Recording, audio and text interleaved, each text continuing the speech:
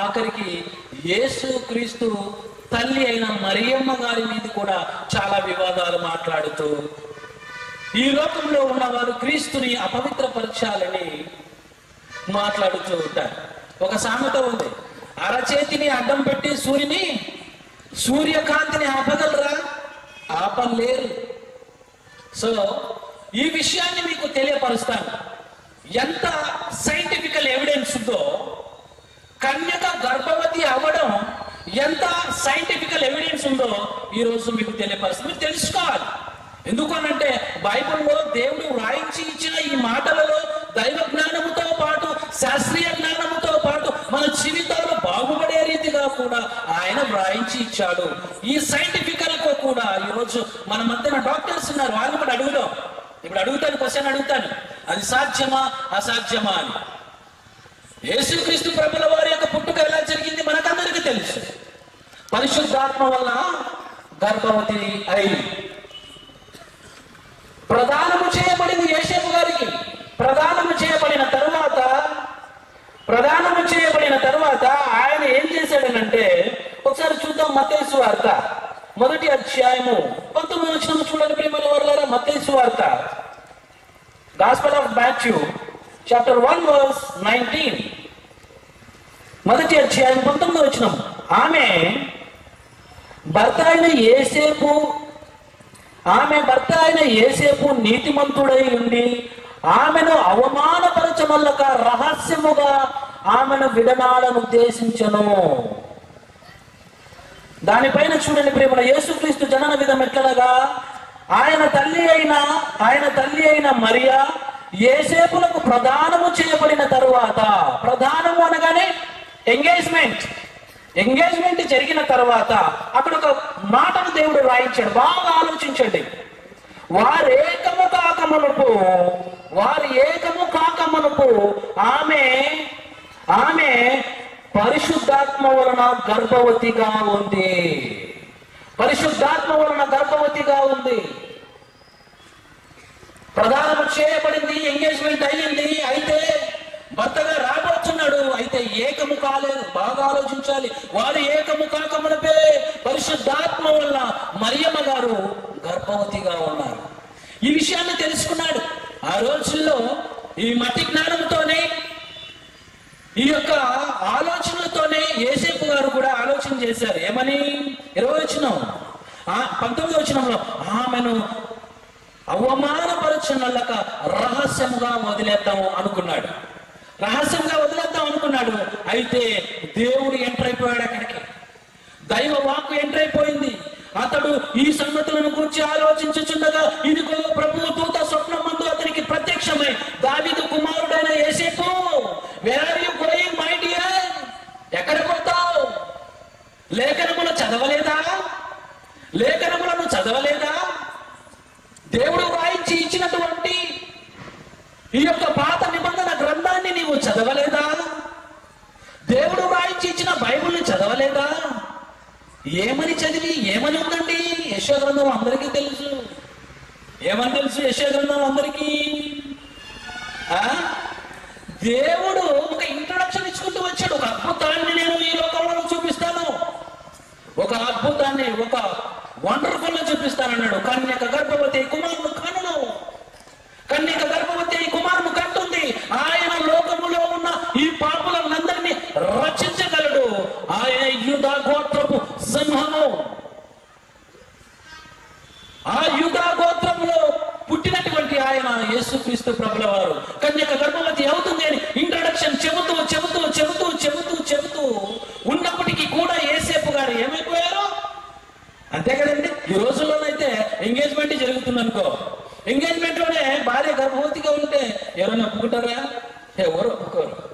అయితే ఈ విషయాన్ని చాలా మంది క్యాచ్ చేసుకొని క్రీస్తుని బురద చల్లటానికి, మరియమ్మ గారి యొక్క పరిశుద్ధతను బురద చల్లటానికి, అవమానపరచుటకు చేస్తూ ఉన్నారు. ఇది నేను ఈరోజు శాస్త్రీయపరంగా చెప్తాను ఇందులో కానీ. అయితే ప్రేమైన దేవుని వాళ్ళారా, యేసేపు గారిని దేవదూత, దేవుని వర్తమానము అడుగుతుంది. Where are you going my dear యేసేపు? చెప్తున్నాడు అక్కడ 20, ఇదిగో ప్రభువు దూత స్వప్నమందు అతనికి ప్రత్యక్షమై, దావీదు కుమారుడైన నీ భార్య అయిన మరియను చేర్చుకొనుటకు భయపడుకోము. ఆమె గర్భము ధరించినది పరిశుద్ధాత్మ వల్ల, దేవుని దయ వల్ల గర్భము ధరించింది. దేవుని దయ వలన గర్భము ధరించింది. పరిశుద్ధాత్మ వల్ల గర్భము కలిగినది. ఆమె యొక్క కుమారుని కనును, తన ప్రజలను వారి పాపముల నుండి ఆయనే రక్షించును గనుక ఆయనకు యేసు అని పేరు పెట్టుదవలెను. ప్రవచనం రాయబడింది, ఇదిగో కన్యక గర్భవతి కుమారుని కనును, ఆయనకు ఇమ్మానుయేలు అని పేరు పెట్టుదును అని ప్రభు తన ప్రవక్తల ద్వారా పలికిన మాట నెరవేరినట్లు ఇదంతా జరిగెను. ఆలోచించండి ప్రేమల దేవుని వారులారా. అప్పుడు దేవుని వర్తమానం రాగానే యేసేపు గారు సిట్రేట్ అయిపోయి పరిశుద్ధాత్మ వల్ల గర్భము ధరిస్తుందన్న సంగతి చరిత్రలో నుంచి దేవుడు చెబుతున్నాడు కనుక నేను ఖచ్చితంగా దేవుని మాట వినాలి అని అవమానపరచాలనుకున్నటువంటి ఆయన చేర్చుకున్నాడు. ప్రేమల దేవుని వారులారా, ఒక విషయాన్ని నేను ఇక్కడ తెలియపరచాలని ఇష్టపడుతూ ఉన్నాను. పరిశుద్ధాత్మ వలన గర్భము అవుతుందా? ఇది ఎంత అజ్ఞానముగా ఉందండి. బైబిల్లో ఇలాంటి సంగతులు ఎలా ఉంటాయండి అనేటువంటి ఆలోచనలు చాలా మందికి వచ్చి ఉన్నాయి. భక్తులుగా ఉన్న వారికి రావులండి. కానీ ఈ విషయం గురించి మనము తెలుసుకోవాలి అని అంటే ఆదికాండము 2వ అధ్యాయము 7వ వచనం చూడండి ప్రేమన దేవుని వాళ్ళారా. ఆదికాండము 2వ అధ్యాయము 7వ వచనం, దేవుడైన యెహోవా నేల మట్టితో నరుని నిర్మించి వాని నాసికారంధ్రములో జీవవాయువును ఊదగా నరుడు జీవాత్మ ఆయను. ఆ నరుడే ఆదాము ఆయను. ఆ నరుడే ఆది మానవుడుగా మనం అందరం పిలుస్తూ ఉన్నాము. అర్థమైందా? మొదటి మనిషినట దేవుడు ఎలా తయారు చేశాడు? మట్టితో తయారు చేశాడు. మట్టితో దేవుడు ఆదామును తయారు చేశాడు. జిగట మట్టితో ఈ భూమిలో ఉన్నటువంటి దానిని తీసి ఆదామును తయారు చేశాడు. ఆదామును తయారు చేసిన తర్వాత ఒక విషయాన్ని తెలియపరుస్తాను చూడండి ప్రియమైన వాళ్ళారా. ఆదామును తయారు చేసిన తర్వాత 2వ అధ్యాయం 7వ వచనం, మట్టితో కలుగ చేసిన తర్వాత అదే 2వ అధ్యాయము 21వ వచనం చూద్దాం.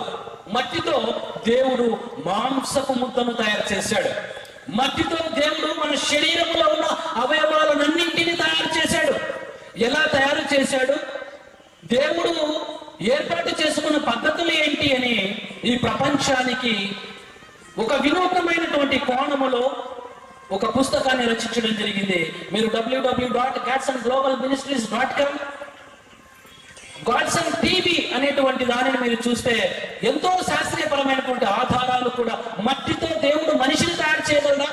దాన్ని కూడా డార్విన్స్ చెప్పాడు ముందు. ఏమని? కోతి నుండి వచ్చారు మనుషులు అని. ఈ డార్విన్స్ థియరీనే అరికాల కింద తొక్కి అజ్ఞానము అని చెప్పి దేవుడు లేడన్న ఈ డార్విన్ సిద్ధాంతాన్ని తొక్కి పడేసి దైవ జ్ఞానమే ఉన్నతమైనది, మహిమ గలది అని చెప్పి ఒక పుస్తకాన్ని రచించి లోకంలోనికి వదిలారు. చదువుకోవచ్చు, మీరు ఆ జ్ఞానాన్ని చదువుకోవచ్చు. చూడండి, మరలా దేవుడు మట్టితో తయారు చేసిన సంగతి. తర్వాత ఒక విషయాన్ని చేపట్టాడు. ఆదికాండము 2వ అధ్యాయం 20వ వచనం, అప్పుడు దేవుడైన యెహోవా ఆదామునకు గాఢ నిద్ర కలుగ చేశాడు. ఈరోజు అనస్థీషియా వచ్చేస్తుంది. సో అనస్థెటిక్ డాక్టర్స్ ఈరోజు ఆపరేషన్ చేయాలంటే ఏం చేస్తారు? మత్తిస్తారు కదా. ఎంతో మంది అమ్మగారులు ఉన్నారు, చేయించుకున్నటువంటి వారు ఆపరేషన్స్ చేసిన డాక్టర్స్ కూడా ఉన్నారు. ఇదంతా తెలిసిన వాస్తవమే. దేవుడు is the first and foremost anaesthetician in the world. ఆయన మాత్రమే మొదటి అనస్థెటిక్ ఇచ్చినటువంటి ఆయన, అనస్థీషియా ఇచ్చినటువంటి ఆయన. అప్పుడు దేవుడైన యెహోవా ఆదామునకు గాఢ నిద్ర కలుగ చేసి అతడు నిద్రించినప్పుడు అతని ప్రక్కటెముకలలో ఒక దానిని తీసి ఆ చోటునకు మాంసంతో పూడ్చెను. తరువాత దేవుడైన యెహోవా తన ఆదాము నుండి తీసిన ఆ ప్రక్కటెముకతో స్త్రీని నిర్మించి, ఎముకతో ఏం చేశాడు? స్త్రీని తయారు చేశాడు. మట్టితో మాంసపు ముద్దను తయారు చేశాడు. ఎముకతో కూడా స్త్రీని తయారు చేశాడు. మట్టితో తయారు చేసిన దేవుడు కన్యక ద్వారా ఈ లోకానికి క్రీస్తును పంపించలేడంటారా? మట్టితో ఈ మాంసాన్ని, మట్టితో ఈ శరీరాన్ని తయారు చేసిన దేవుడు పరిశుద్ధురాలైన మరియమ్మ గర్భము ద్వారా యేసుక్రీస్తు శరీరాన్ని ఈ లోకానికి పంపాడు అన్నది గ్రహించాలి. ఒక ఎముకతో స్త్రీని తయారు చేసి ఆదాం దగ్గరికి తీసుకొని వచ్చాడు. ఇక మొత్తంతో వదిలేసింది ఆదాం దగ్గరికి తీసుకొచ్చాడు. ఆయన ఎంత తెలివిపరుడంటే తీసుకొని రాగానే నా ఎముకలలోని ఎముక, నా మాంసములో నుండి మాంసము, నా నుండి తీయబడితివి గనుక నీవు నారీ. చూసారా, పేరు పెట్టేసాడు. స్టార్టింగ్ పేరు పెట్టడం మొదలు పెట్టేశాడు. నారీ అనగా స్త్రీ. స్త్రీ అని ఈరోజు పిలువబడుతున్నాము అంటే, ప్రపంచంలో స్త్రీమూర్తులుగా ఉన్న వారినందరినీ మనం స్త్రీగా పిలుస్తున్నాము అంటే, దేవుడు కలగచేసిన ఆదాము పెట్టిన పేరే స్త్రీ, నారీ. కాబట్టి ప్రేమైన దేవుని వారలారా, పరిశుద్ధాత్మ వలన ఈ లోకానికి యేసుక్రీస్తు ప్రభుల వారిని పంపించడం జరిగింది. చెప్పుకోవడానికి ఎన్నో సంగతులు ఉన్నాయి. ఓపెన్ చేస్తే ఎంతో సైంటిఫికల్ జ్ఞానం ఉంది. అయితే మచ్చుకు ఒక విషయాన్ని తెలియపరిచి నేను క్లోజ్ చేస్తాను. ఓకే, అయితే యేసుక్రీస్తు విషయానికి మనం వస్తే, యేసేపు గారు పరిశుద్ధురాలైన మరియమ్మకు కలవక మునిపే అన్నాడు. ప్రదానము చేయబడిన తర్వాత వారు ఏకము కాక మునిపే అని బైబిల్ మనకు తెలియపరిచింది. ఏకము కాక మునిపే అంటే భార్య భర్త అంటే వీరు ఏకము కాక మునుపు అంటే దూరంగా ఉన్నారు. ఈ రోజు ఉన్నటువంటి ఈ టెక్నాలజీ గురించి కూడా ఒకసారి మనం ఆలోచన చేద్దాం. ఎన్నో సంవత్సరాల తర్వాత ఒక టెక్నాలజీ వచ్చింది, that is called as a in vitro fertilisation. అవునా, ఇన్ విట్రో ఫెర్టిలైజేషన్, ఇంట్రాయూటెరిన్ ఇన్సెమినేషన్ అని కూడా IUI. ఈ రోజు మన మధ్యన డాక్టర్ శాంతి జ్యోతి గారు ఉన్నారు, డాక్టర్ సైఫుల్లా గారు ఉన్నారు, doctor gynaecologist and infertility specialist Sujatha గారు కూడా ఉన్నారు.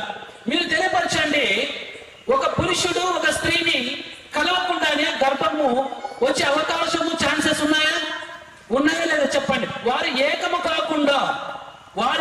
కాకుండా ఒక స్త్రీ గర్భవతి అయ్యే అవకాశం ఉందా లేదా? డాక్టర్ గారు తెలియపరిచేది ఉందా మేడం? చెప్పండి, ఇలా చెప్పండి ఉందా లేదా? ఎస్ సార్, ఉంది కదా. ఇన్ విట్రో ఫెర్టిలైజేషన్ ఉంది కదా. ఎస్, ఇన్ విట్రో ఫెర్టిలైజేషన్ ఉంది, ఇంట్రాయూటెరిన్ ఇన్సెమినేషన్ కూడా ఉంది. అంటే ఈ రోజు ఈ శాస్త్ర ప్రపంచంలో ఏముంది అంటే, పురుషుడు నుండి ఒక కణం తీసుకుంటారు. పురుషుడు నుండి అనగానే ఎవరైతే డొనేట్ చేస్తారో వారి నుండి ఒక కణం తీసుకుంటారు. ఎవరైతే సిద్ధంగా గర్భాన్ని మోయటానికి సిద్ధంగా ఉన్నారో వారిలోనికి ఆ యొక్క కణాన్ని ప్రవేశింపజేస్తారు. ఓకే, ఇన్ విట్రో ఫెర్టిలైజేషన్ లోనైతే ల్యాబ్ ఎన్వైరన్మెంట్ లో కొన్ని రోజులు దాన్ని చక్కగా పెంచిన తర్వాత సెకండ్ టైం లో ఏం చేస్తారంటే గర్భంలోనికి ప్రవేశింపచేస్తారు.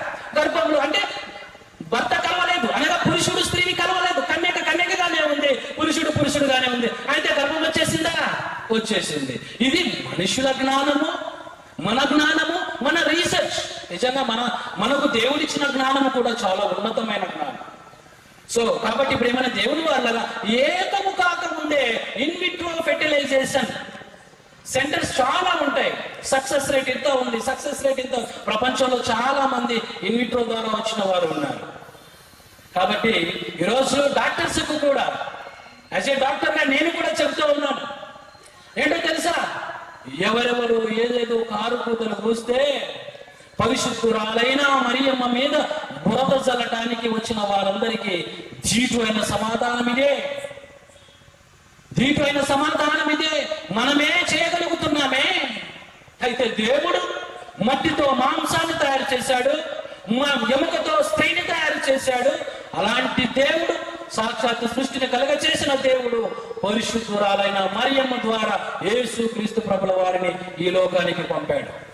ఈ లోకానికి ప్రవేశించిన దినమే ఒక పర్వదినం. ఈ లోకానికి